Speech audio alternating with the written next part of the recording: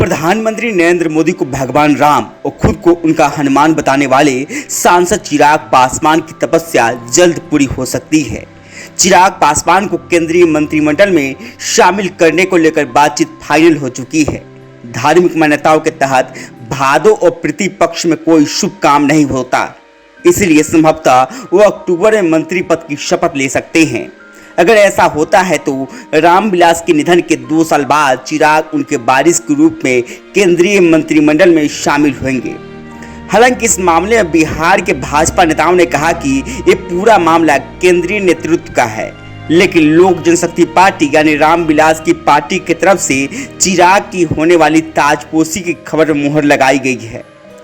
नीतीश कुमार की एनडीए से अलग होकर महागठबंधन के रथ पर सवार होते ही भाजपा बिहार में अकेली हो गई थी।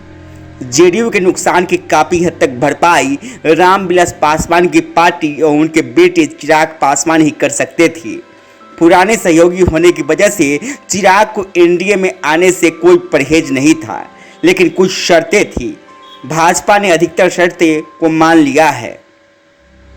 सबसे बड़ी शर्त चिराग के चाचा और केंद्रीय मंत्री पशुपति कुमार पारस को एनडीए से बाहर का रास्ता दिखाने की थी।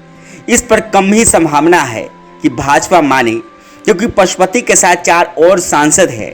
अगर रामविलास का परिवार अलग अलग होकर लोकसभा में लड़ता है तो एनडीए को ज़्यादा फायदा नहीं होने की संभावना है।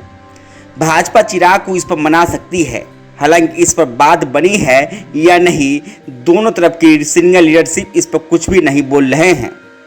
बड़ी बात यह है कि चिराग पासवान को गठबंधन में शामिल कराने की पहल भाजपा और केंद्रीय सरकार की तरफ से ही शुरू की गई है।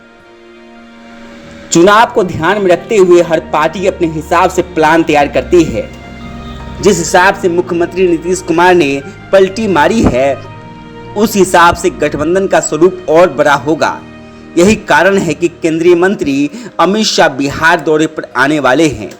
चुनाव के नज़दीक आने पर स्पष्ट हो जाएगा कि कौन सी पार्टी किस तरफ रहती है। बता दें कि लोक जनशक्ति पार्टी एनडीए का प्रमुख हिस्सा रही है।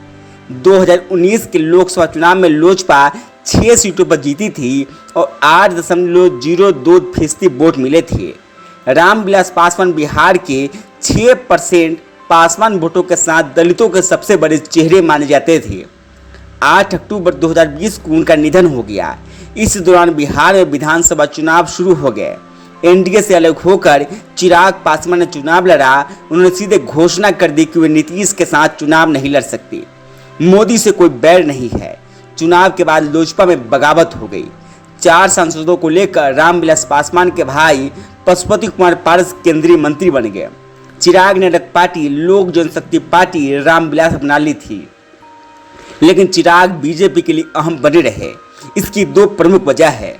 पहली, रामविलास पासवान के बेटे होने की वजह से 6% पासवान वोटों को चिराग ही एनडीए के झोली में डाल सकते हैं। दूसरी, उनका नीतीश कुमार का विरोधी होना। बता दें कि राज्य की कुल आबादी में लगभग 16% दलित है। दलितों में सर्वाधिक संख्या रविदास, मुसहर और पासवान जाति की है। पासवान जाति के वोटों पर लोजपा का दबदबा है। वैशाली, नवादा, जमुई, समस्तीपुर, खगड़िया, गया, औरंगाबाद, नालंदा, सासाराम, बक्सर, जहानाबाद समेत 14 जिलों में पासवान वोटों की संख्या ठीक ठाक मानी जाती है। हालांकि 2020 के बिहार विधानसभा चुनाव में लोजपा ने 135 सीटों पर उम्मीदवार खड़े किए, लेकिन सिर्फ बेगूसराय की मटिहानी सीट से राजकुमार सिंह चुनाव जीतने में सफल रहे, जहां उन्होंने जदयू के बाहुबली उम्मीदवार बोगो सिंह को हराया। लोजपा ने दर्जन में सीटों पर जदयू को नुकसान पहुंचाया। हालांकि बिहार में बदले हुए राजनीतिक माहौल में चिराग पासवान एक बार फिर से बीजेपी के लिए जरूरी और मजबूरी दोनों ही हो गए हैं। तो देखते जाइए, बिहार की राजनीति में आने वाले समय में चिराग पासवान के बदौलत बहुत उठापटक हो सकता है, ऐसा राजनीतिक जानकार भी मानते हैं। गांव तक बिहार की रिपोर्ट।